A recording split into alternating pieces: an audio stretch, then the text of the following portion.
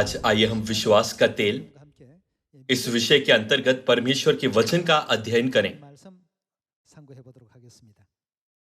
एक कार बनाने के लिए करीब 20,000 पुर्जों की जरूरत है। तब एक हवाई जहाज को बनाने में कितने पुर्जों की जरूरत होती है?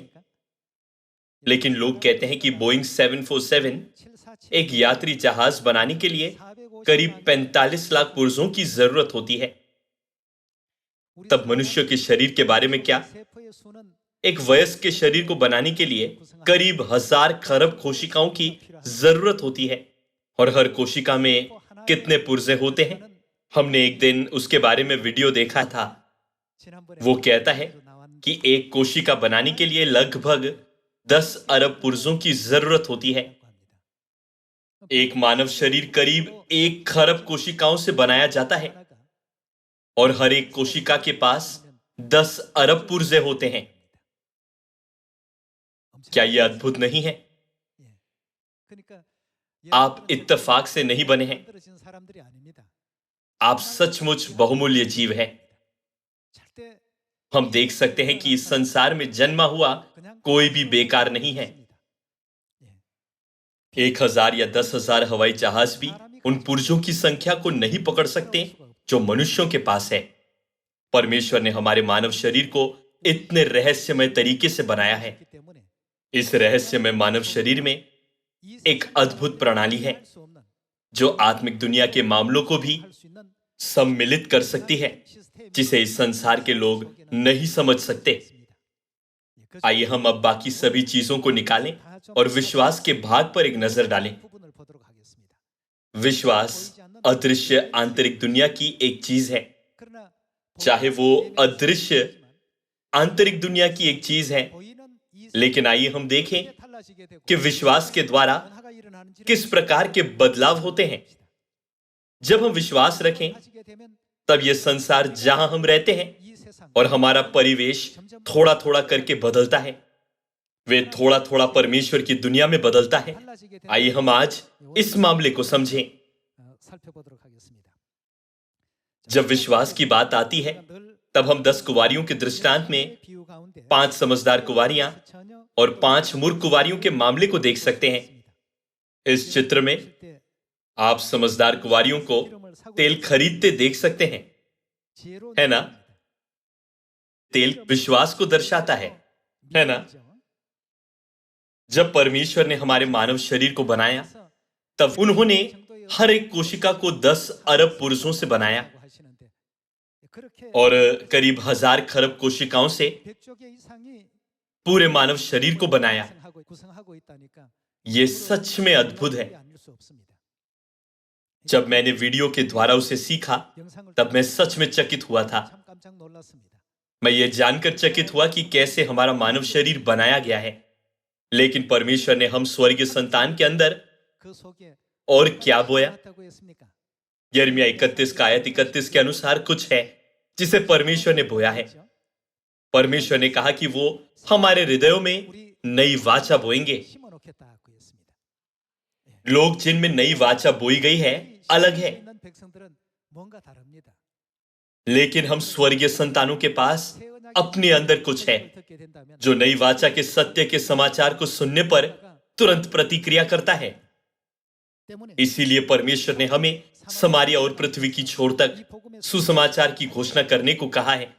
यदि स्वर्गीय संतान इस समाचार को सुनेंगे, तब वे अवश्य प्रतिक्रिया दिखाएंगे। परंतु लोग जो स्वर्गीय संतान नहीं है, वे उसे सुनने पर भी ऐसी स्थिति में होते हैं जैसे उन्होंने उसे सुना न हो। जैसे मैंने आपको पहले एक बार बताया है, कबूतर रात के समय घोर अंधकार में भी अपने घर का मार्ग सही तरह से खोज सकते हैं।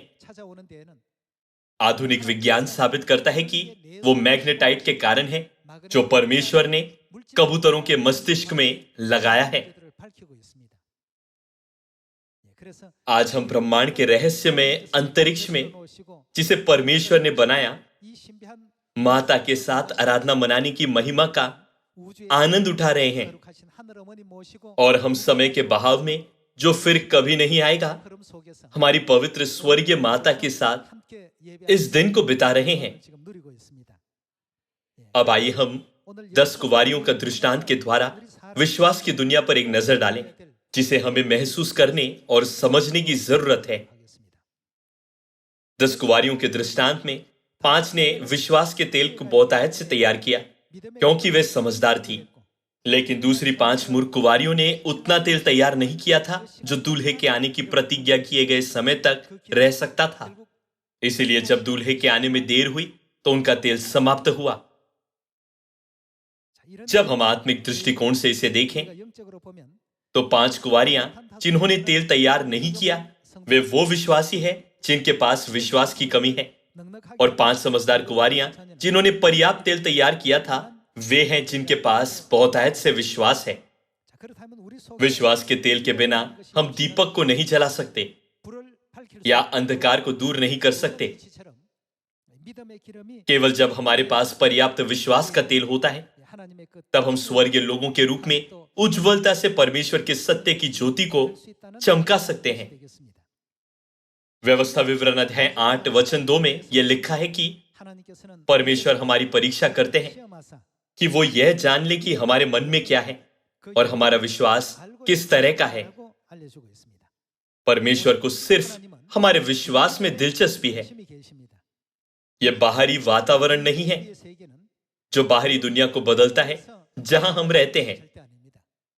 हमें बाइबल की शिक्षाओं के द्वारा समझने की जरूरत है कि बाहरी वातावरण और परिस्थितियां हमारे अंदर के विश्वास के अनुसार बदलती है। आइए हम इस कारण की पुष्टि करें कि क्यों हमें परमेश्वर पर मजबूत और संपूर्ण विश्वास रखना चाहिए। आप विशाल नगर को देखते हैं। कृपया ध्यान दीजिए कि कैसे यहोशू का विश्वास इस यरीहो नगर का भविष्य बदलता है। इस्राएलियों ने हर गोत्र से सर्वोत्तम विश्वास के 12 सबसे विश्वास योग्य लोगों को चुना। उन्होंने उन्हें कनान देश का भेद लेने के लिए भेजा। यरीहो नगर का भेद लेने के बाद वो नेताओं ने इस्राएल के लोग और मूसा को बताया कि उन्होंने यरीहो में क्या देखा। तब उनमें से 10 ने क्या कहा? उन्होंने कहा, लोग जो इस नगर को पहरा देते हैं वे बड़े डिलडौल के हैं, जबकि हम अपनी ही दृष्टि में उनके सामने छोटी टिड्डियों के समान दिखते हैं। इस प्रकार की बातचीत सभी इस्राएलियों तक पहुंची। पहले ही से इस्राएल के विश्वास का तेल समाप्त होने पर था। जैसे ही उन्होंने यह सुना, तब अचानक से भारी रूप से उनके आत्मिक विश्वास का तेल समाप्त हुआ। पर यहोशू और कालेब ने कहा, यह सच नहीं है। परमेश्वर ने प्रतिज्ञा की कि वो हमें वो नगर देंगे। वो निश्चित है। तो नगर का आकार या उस नगर में रहने वाले लोगों का आकार कोई समस्या नहीं हो सकता। भले ही वे बहुत बड़े हैं या उन बड़े लोगों से अधिक बड़े हों, फिर भी वे हमारी रोटी बनेंगे। हमें चिंता करने की जरूरत नहीं है। परमेश्वर हमारे साथ है। परमेश्वर हमारी मदद कर रहे हैं। इस तरह यहोशू और कालेब ने यरीहो के बारे में मजबूती से आगे बढ़ाया। लेकिन सभी इस्राएलियों ने केवल वास्तविकता के बारे में सोचा। उन्होंने यहोशू और कालेब पर पथराव करने की कोशिश की, जिन्होंने विश्वास के साथ सकारात्मक टिप्पणियां दी थी। इसलिए परमेश्वर ने उनके साथ जंगल में क्या किया? परमेश्वर ने उन्हें छोड़ दिया, ठीक जैसे उन्होंने कहा था। परमेश्वर ने कहा, तुम यरीहो में प्रवेश करने के योग्य नहीं हो। मेरे दास कालेब के पास तुमसे अलग मानसिकता है। ऐसी ही यहोशू की मानसिकता भी है। इसीलिए सभी इस्राएली जंगल में उनके 40 वर्षों के जीवन में नष्ट हुए और सिर्फ यहोशू और कालेब को दूध और मधु से बहते कनान देश में शाही स्वागत प्राप्त करने की अनुमति दी गई। बाहरी रूप से वो एक अभेद गढ़ जैसा दिखा, वो वास्तविकता थी। लेकिन विश्वास की दुनिया का वास्तविक दुनिया से कुछ लेना देना नहीं है। हमें इस सत्य पर आत्मविश्वास होना चाहिए कि विश्वास की दुनिया में सभी चीजें परमेश्वर के सामने कुछ नहीं है। वे लोग जिन्होंने संपूर्ण रूप से विश्वास किया कि परमेश्वर इस कार्य को पूरा करेंगे, उन सभी के पास एक मन था और परमेश्वर के मार्गदर्शन का पालन किया। वे हर दिन यरीहो नगर के चारों ओर घूमे और अंतिम दिन पर वे 7 बार उसके चारों ओर घूमे और जब सभी लोग चिल्लाएं तब एक अद्भुत चीज हुई। यरीहो के ऐसे बड़े डिलडौल के लोग और यरीहो जो एक अभेद गढ़ जैसा था एक ही बार में गिर गया। सभी लोगों, यह विश्वास की दुनिया है। यदि आप व्यवहारिक ज्ञान और व्यवहारिक विचारों से विश्वास की दुनिया का न्याय करने की कोशिश करते हैं तब बहुत सी समस्याएं होती है। इस्राएल के 10 भेदियों ने यथार्थवाद के दृष्टिकोण से ठीक वो बताया जो उन्होंने वास्तव में देखा था। परंतु यहोशू और कालेब ने परमेश्वर की प्रतिज्ञा पर विश्वास दिखाया कि वो उन्हें वो देश देंगे। चूंकि उन्होंने संपूर्ण विश्वास से इस्राएल के लोगों का नेतृत्व किया तो वे सुरक्षित रूप से कनान देश में प्रवेश कर सके, है ना? कैसे वे कनान देश में प्रवेश कर पाए? यह दर्शाता है कि इस युग में हम कैसे अनंत स्वर्ग के राज्य में प्रवेश करेंगे, है ना? सभी लोगों, हमें विश्वास की जरूरत है। विश्वास तेल के रूप में और अनंत स्वर्ग के राज्य की ओर एक गाइड के रूप में कार्य करता है।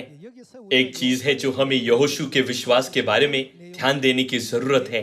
यदि वे केवल बाहरी परिस्थिति को देखें तो ऐसा लगता है कि वे नगर को पराजित नहीं कर सकते। यरीहो नगर एक अभेद गढ़ की तरह दिखा, क्योंकि अनाक वंशी जो बड़े डिलडौल के थे उस अभेद नगर में रहते थे। तो उन्होंने सोचा कि उनके पास 1% भी जीतने की संभावना नहीं है। उन्होंने सोचा कि चाहे वे लड़ाई न भी करें फिर भी वो जाहिर है कि वो हारेंगे। उन्होंने सोचा कि वे टिड्डियों के समान दिखते हैं जबकि यरीहो के लोग बड़े डिलडौल मनुष्य की तरह दिखते हैं। इसलिए उन्होंने सोचा कि एक टिड्डी के लिए एक मनुष्य को मारना असंभव है। लेकिन बाहरी वातावरण विश्वास के द्वारा बदल गया। जब उनके पास संपूर्ण विश्वास था कि परमेश्वर निश्चित ये कर सकते हैं, तब बाहरी वातावरण बदल गया। अद्भुत घटनाएं जिसका उन्होंने कभी अनुभव नहीं किया था होने लगी। सभी लोगों, ये विश्वास है। ये विश्वास की दुनिया है। यदि आप सिर्फ दृश्य वास्तविकता से विश्वास के मामले पर बात करें तब ऐसी चीजें कभी नहीं हो सकती। हम योना के इतिहास पर भी जब परमेश्वर ने योना को निनवे जाकर वहां परमेश्वर के वचन का प्रचार करने को कहा तो योना डर गया और तर्शीश पर भागने की कोशिश की। तर्शीश याफा से लगभग 2500 मील दूर था। क्यों? क्या योना के पास विश्वास नहीं था? उसके पास विश्वास था। उस समय निनवे अशूर की राजधानी था जो इसराइल का दुश्मन देश था, जो हमेशा इसराइल को सताता था। और उनके पास एक पूरी तरह अलग धार्मिक दृष्टिकोण भी था क्योंकि वे भूत परस्त देवता की उपासना करते थे। चूंकि योना को इसराइल के दुश्मन देश की राजधानी के केंद्र में प्रचार करने को कहा गया तो वो डर गया और उसने सोचा कि यदि वो वहां जाकर प्रचार करे तो उसे तुरंत पथराव करके मार डाला जाएगा। इसलिए उसने तर्शीश भाग जाने की कोशिश की। उस समय योना के विश्वास का तेल करीब समाप्त हो गया और उसका तल देखा जा सकता था। क्योंकि वो तर्शीश भाग जाने की कोशिश कर रहा था तो परमेश्वर ने योना को विश्वास के तेल से भरने के लिए आंधी भेजी।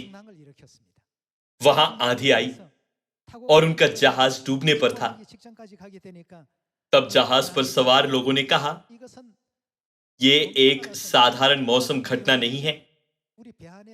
इस जहाज में कोई होगा जिसने उसके परमेश्वर को क्रोधित किया है। उन्होंने चिट्ठियां डाली और चिट्ठी योना के नाम पर निकली। योना ने तुरंत जाना कि वो परमेश्वर है जिन्होंने वो किया है। उसने कहा, मैंने इस और उस कारण से अपने परमेश्वर को क्रोधित किया है, इसलिए मुझे समुद्र में फेंक दो ताकि समुद्र शांत हो जाए। तो लोगों ने योना को समुद्र में फेंक दिया। परमेश्वर ने योना को निगलने के लिए एक महामच को तैयार किया था। महामच के अंदर रहते हुए योना ने बहुत सी चीजों के बारे में ध्यान से सोचा। उसने मछली के पेट में रहते हुए परमेश्वर के वचनों का उल्लंघन करके तरशीश भाग जाने के उसके कायर बर्ताव का विचार किया और अपने तुच्छ विश्वास के बारे में बहुत सोचा। उसने सोचा, चाहे मैं मछली के अंदर मरूं या वचनों का प्रचार करते हुए अशूर की राजधानी निनवे में मरूं, ये एक ही बात होगी, तो मैं परमेश्वर की इच्छा पूरी करके मर जाऊंगा। उसने अपनी अवज्ञा के लिए पश्चाताप किया। पश्चाताप करने के बाद उसे महान विश्वास दिया गया। उसने एक नया संकल्प बनाया। तो जैसे आप अच्छे से जानते हैं, वो निनवे गया और उसने निनवे के लोगों को बहुत ईमानदारी से प्रचार किया कि अब से 40 दिन के बीतने पर निनवे परमेश्वर के क्रोध से उलट दिया जाएगा। उसने सोचा कि निनवे के लोग पत्थर उठाएंगे और उस पर पथराव करेंगे, परंतु पूरी तरह से विपरीत घटना घटी। निनवे के सभी लोग पश्चाताप करने लगे तो समाचार निनवे के राजा तक पहुंचा। जब राजा ने समाचार सुना तो उसने अपने राजकीय वस्त्र उतारकर पश्चाताप के वस्त्र पहने और घोषणा की कि राजा स्वयं और प्रधानों से सम्मति लेकर दासियों के छोटे बच्चे और निनवे के पशु भी उपवास करें और पश्चाताप करें और इसराइल को सताने और परमेश्वर की भली इच्छा का पालन न करने के लिए क्षमा मांगे। सभी लोगों, ये एक अविश्वसनीय घटना थी। जो असंभव था वास्तविकता में घटित हुआ। लेकिन यदि एक नबी या एक व्यक्ति को परमेश्वर पर संपूर्ण विश्वास हो, तब स्थिति इस तरह से बदलती है। यरीहो की स्थिति बदल गई और योना के विश्वास से अशूर के लोगों ने पश्चाताप किया, जिसका होना बिल्कुल असंभव लगता था। जब हमारे पास हमारे अंदर विश्वास हो तो बाहरी वातावरण बदलता है। वो परमेश्वर के वचन के अनुसार परमेश्वर की दुनिया में बदलता है। भले ही हमारे पास इस वास्तविकता की दुनिया में कठिनाइयां हो और भले ही एक ऊंचा पहाड़ हो, लेकिन हमें उसे ऊंचे पहाड़ के रूप में मानने की जरूरत नहीं है। यदि हम हमें दी गई परमेश्वर की शिक्षाओं का पालन करें तो परमेश्वर ऊंचे पहाड़ों को भी समतल भूमि में बदलते हैं और परमेश्वर गहरी घाटियों को चिकने मार्ग बनाते हैं। इसीलिए हमारे विश्वास के जीवन का सबसे महत्वपूर्ण भाग है विश्वास। यदि हम अपने अंदर विश्वास रखे बिना वास्तविकता को देखते रहें तो हमारा विश्वास का तेल कम होता रहेगा। 10 भेदिए सिर्फ यरीहो की महानता को देखकर और यरीहो में अनाक वंशी के बड़े आकार को देखकर डर गए। परमेश्वर ने कहा कि उन्हें उनकी बिल्कुल भी जरूरत नहीं है। परमेश्वर ने उन्हें कनान देश में प्रवेश करने की अनुमति नहीं दी। हमें पहले परमेश्वर के बारे में सोचना चाहिए। जब हम हमेशा पहले परमेश्वर के बारे में सोचें, तब हमारे पास विश्वास हो सकता है। यदि हम पहले बाहरी वातावरण और स्थितियों के बारे में सोचें, तो हम असहाय होंगे और हमारे विश्वास का तेल समाप्त होगा। जब लोगों को प्रचार करने की बात आती है, तब यदि आपको डर लगता हो और सोचते हो कब हम सभी लोगों को प्रचार कर पाएंगे, उसे कौन करेगा, तब आप उन लोगों के समान हैं जो डर से कांपते हैं। इन लोगों के बारे में परमेश्वर ने कहा, वे मेरे कार्य के योग्य नहीं हैं। चाहे एक व्यक्ति भी हो जिसके पास विश्वास है, तो परमेश्वर उसके द्वारा बाहरी स्थितियों को बदलते हैं। यह विश्वास का नाजुक सिद्धांत है। बाहरी वातावरण के द्वारा कभी भी बाहरी वातावरण नहीं बदलता, लेकिन बाहरी वातावरण हमारे अंदर के विश्वास के द्वारा बदलता है। हमें यह मन में रखना चाहिए। हमें कभी भी बाहरी वातावरण से नहीं डरना चाहिए जो दृश्य है। विश्वास की दुनिया कभी भी बाहरी वातावरण के नियंत्रण में नहीं होती। बाहरी दुनिया हमारे अंदर के विश्वास से नियंत्रित होती है। हमें यह समझना चाहिए। कभी कभी हम सोचते हैं कि यदि बाहरी वातावरण अच्छा हो तो हमारे अंदर का विश्वास जल्दी बढ़ेगा, लेकिन वास्तव में जब हमारे अंदर का विश्वास मजबूत है तो बाहरी वातावरण हमारे लिए अनुकूल रूप से बदल जाता है। दूसरे शब्दों में स्वर्गीय राज्य की वस्तुएं वास्तविकता है और इस पृथ्वी की चीजें छाया है। पहले छाया का अस्तित्व कभी नहीं हो सकता, है ना? जब आत्मिक दुनिया की चीजें पहले बनती है तो इस पृथ्वी पर शारीरिक चीजें बन सकती है। जब हम इसके बारे में सोचें तब हम समझ सकते हैं कि हमारे परमेश्वर का सुसमाचार तब बढ़ सकता है जब हमारे अंदर का विश्वास दिन प्रतिदिन बढ़ता है। कृपया इसे मन में रखिए।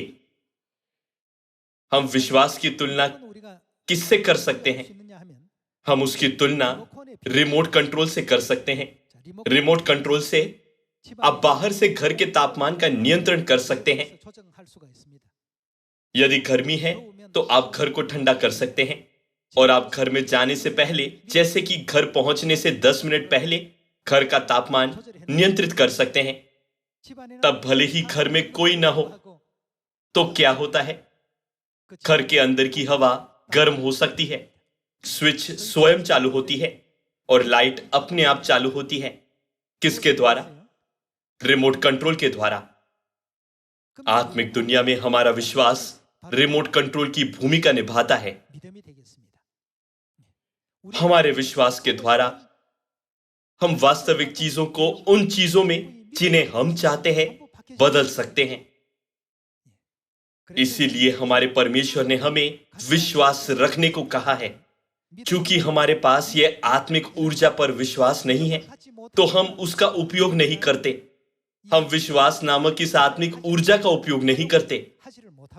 हमें बहुतायत से विश्वास का उपयोग करना चाहिए। ऐसा नहीं लगा कि अशूर के लोग कभी परमेश्वर का पालन करेंगे, लेकिन अशूर के राजा सहित सभी लोग एक व्यक्ति के विश्वास के द्वारा बदल गए, है ना? और एक व्यक्ति यहोशू के द्वारा यरीहो के विशाल नगर को क्या हुआ? यह किसी के शारीरिक टकराव से नहीं था कि पत्थरों को फेंकना जिससे यरीहो गिर जाएगा। उन्होंने अपने विश्वास का उपयोग किया। क्योंकि उन्होंने विश्वास की ऊर्जा का इस्तेमाल किया तब यरीहो गिर गया। परमेश्वर ने हमारी आंखों के सामने इन अलौकिक घटनाओं को दिखाया जो हमारी कल्पना से परे हैं, जैसे कि लाल समुद्र विभाजित करना या जंगल में 40 वर्षों के लिए मन्ना बरसाना। प्रकाशित वाक्य अध्याय 18 के अनुसार बेबीलोन यरीहो नगर की तरह एक अभेद्य गढ़ की तरह दिखता है, लेकिन अंत में क्या होने वाला है? गिर गया। बड़ा बेबीलोन गिर गया है। चूंकि परमेश्वर ने यह कहा तो हमें आत्मविश्वास होना चाहिए कि बेबीलोन अवश्य ही गिर जाएगा, भले ही वो इस समय बहुत मजबूत दिखता है। दुनिया भर में हम सभी सियोन के परिवार के सदस्य इस भविष्यवाणी को पूरा करने की प्रक्रिया में हैं। हमें आत्मविश्वास होना चाहिए कि ये अवश्य ही पूरा होगा। गिनती अध्याय 14 वचन 9 में यहोशू ने लोगों से चिल्लाकर क्या कहा? न तो उस देश के लोगों से डरो क्योंकि वे हमारी रोटी ठहरेंगे। किसने हमें उस देश की प्रतिज्ञा की है? क्या वो परमेश्वर नहीं जिन्होंने वो प्रतिज्ञा दी है? हमें बिल्कुल भी डरने की जरूरत नहीं है। किसने लाल समुद्र को विभाजित किया और किसने मिस्र में पहलोठे पुत्र को नष्ट करने का अद्भुत कार्य किया? किसने हमें मिस्र देश से बाहर निकाला जहां हम 400 साल से अधिक वर्ष तक गुलाम थे? यहोशू ने इस संदेश के साथ कि वे उनकी रोटी ठहरेंगे एक प्रसिद्ध उपदेश दिया। उससे परमेश्वर प्रसन्न हुए। गिनती अध्याय 14 वचन 24 में लिखा है, परंतु इस कारण से कि मेरे दास कालेब के साथ और ही आत्मा है और उसने पूरी रीति से मेरा अनुकरण किया है, मैं उसको उस देश में जिसमें वो आया है पहुंचाऊंगा। परमेश्वर ने उसके विश्वास को योग्य ठहराया। तुम्हारा विश्वास कनान में प्रवेश करने के लिए काफी अच्छा है। हम भी इस तरह परमेश्वर के द्वारा योग्य ठहराए जाने चाहिए। अभी से जब हम एलोहिम परमेश्वर से प्रार्थना करें, आइए हम प्रार्थना करें, कृपया मुझे बाहरी परिस्थिति नहीं लेकिन मेरे अंदर के विश्वास को बदलने दीजिए। अब तक हमने अपने आसपास के वातावरण को देखकर प्रार्थना की है। हम चाहते हैं कि वे लोग जो हमें सताते हैं चले जाएं, लेकिन अब से आइए हम प्रार्थना करें कि हमारे अंदर का विश्वास अधिक बढ़े। पिता और माता, कृपया हमारे विश्वास के तेल को बहुतायत से भर दीजिए, तब बाहरी परिस्थितियां बदलेगी। अतीत में लोग परिवहन के साधन के रूप में घोड़ों का उपयोग करते थे। यह कहा जाता था कि घोड़ा जानता है कि उसका सवार उसे पूरी तरह से नियंत्रित करता है, या उस पर सवार होने के बावजूद उससे डरता है। यदि घोड़े को उसके सवार के डर का एहसास होता है, तब घोड़ा उसके नेतृत्व का पालन बिल्कुल नहीं करता। जब सवार घोड़े के पूरे नियंत्रण में हो और जब वे एक दूसरे पर भरोसा करें, तो घोड़ा उसके सवार का अच्छे से पालन करता है, नहीं तो वो पालन नहीं करता। यदि हम हमारे अंदर विश्वास रखे बिना परमेश्वर के इस महान कार्य में भाग लें, तो शैतान उसे तुरंत देखेगा। शैतान जानता है और अधिक बाधाएं होगी, लेकिन जब हमारे पास संपूर्ण विश्वास हो, तब हमारे सामने के सभी खुरदुरे मार्ग चिकने मार्ग में बदल जाएगा। अब से आइए हम प्रार्थना करें, परमेश्वर कृपया मुझे बाहरी परिस्थितियों के बजाय मेरे विश्वास को बदलने दीजिए, तब सभी लोगों को प्रचार करने का मिशन अवश्य ही पूरा होगा। यदि अंडा बाहरी बल से टूटे तो उसका जीवन समाप्त होता है, परंतु यदि अंडा अंदर के बल से टूटे तो जीवन शुरू होता है ना? दूसरे शब्दों में, विश्वास जो बाहरी परिस्थितियों से प्रभावित होता है वो मरा हुआ विश्वास है। लेकिन यदि विश्वास अंदर के बल से निर्माण हो तो वो अच्छी शुरुआत, जीवन की एक नई शुरुआत लाएगा। महान कार्य अंदर से शुरू होना चाहिए। हमारा कार्य हमारे अंदर के विश्वास से शुरू होना चाहिए। यदि कोई कहे स्थिति या उस समस्या के कारण मैं उसे नहीं कर सकता, तो वह कुछ भी नहीं कर सकता। परंतु जब एक मनुष्य के पास विश्वास होता है, तब परमेश्वर उसके बारे में क्या कहते हैं? विश्वास करने वालों के लिए सब कुछ हो सकता है। परमेश्वर सब कुछ संभव बनाते हैं ताकि हम उसे कर सकें, है ना? मैं उसमें क्या सब कुछ कर सकता हूं जो मुझे सामर्थ्य देता है। हम ऐसा इसीलिए नहीं कहते क्योंकि हम घमंडी हैं, क्योंकि हम खुद को नहीं जानते। तो परमेश्वर हमें बाइबल के द्वारा शिक्षा प्रद करते हैं। इसीलिए बाइबल कहती है, विश्वासी से अब्राहम, विश्वासी से नूह, विश्वासी से मूसा। कैसे विश्वास के सभी पूर्वज अद्भुत आत्मिक कार्य कर सके, कैसे वे अपनी आत्मिक भूमिका निभा सके। विश्वास से, उन्होंने विश्वास से सब कुछ किया। भाई और बहनों, आइए हम बाहरी परिस्थितियों पर दोष न लगाएं। हम उसे नहीं कर सकते, यह काम नहीं हो सकता क्योंकि यह एक शहर है, क्योंकि यह एक व्यवसाय की जगह है, क्योंकि यहां बहुत से स्कूल है, तो हम वहां नहीं कर सकते। अब आइए हम कोई और बहाना न बनाएं। यह नहीं हुआ क्योंकि हमने उसे नहीं किया है। जब हम उसे करें तब वो हो जाएगा। योना नाकाम हुआ जब वो निन्वे में प्रचार नहीं करना चाहता था, लेकिन जब उसने प्रचार किया तब राजा सहित हर किसी ने पश्चाताप किया, है ना? सुसमाचार कार्य में सब कुछ हो जाएगा। उसकी रचना उस तरह से की गई है। यह सुसमाचार दुनिया को बचा सकता है। यह सुसमाचार सारी मानव जाति के लिए खुशियां ला सकता है। सभी राष्ट्र इसका इंतजार कर रहे हैं। वे हमारा इंतजार कर रहे हैं। ताकि हमसे सुन सकें। अब भी बहुत से लोग हैं जो हमारे उनके यहाँ जाने का इंतजार कर रहे हैं। अब भी बहुत से लोग हैं जिन्होंने सुसमाचार नहीं सुना है। आइए हम किसी एक को भी न छोड़ें। हमारे चारों ओर परिवार के सदस्य, रिश्तेदार और जान पहचान वाले हैं। जब हम सबको पूरी तरह से प्रचार करने का और पिता से मिलने का संकल्प बनाएं, तब हर परिस्थिति हमारे विश्वास के अनुसार बदल जाएगी। तब हमें भी वचनों पर विश्वास करना चाहिए।